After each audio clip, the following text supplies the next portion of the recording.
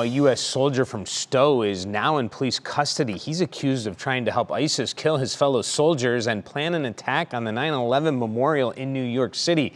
For more on this story, we turn now to Austin Love. Austin, good morning. And President Trump hasn't addressed the impeachment, but did release a video message yesterday condemning the violence at the Capitol.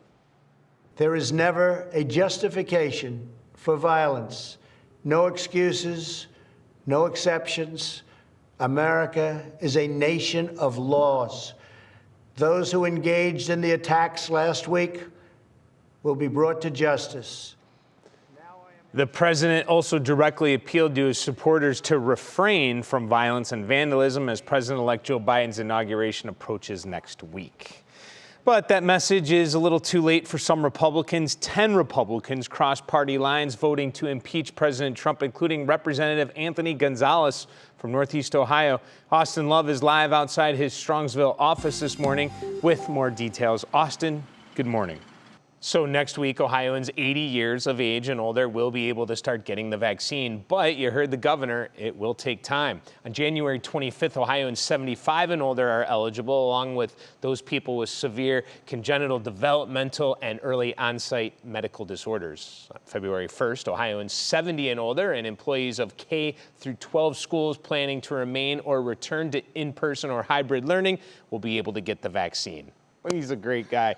Thank you, Austin. We're just 2 days away, of course, from the Browns and the Chiefs. And I talked to a local sports psychologist, Dr. Jack Lesick, about why he says athletes shouldn't focus just on winning, even when they're about to take on the NFL champs.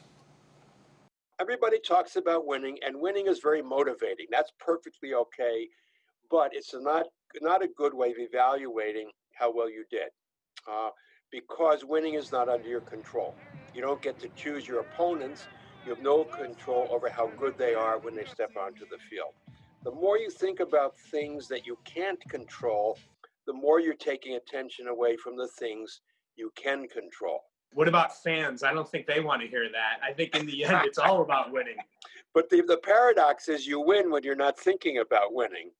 When you're thinking about each moment being the best you can be in that moment and being totally focused. There's no past and there's no future. There's only this moment as you're focused on those few things in executing a play or defending a play.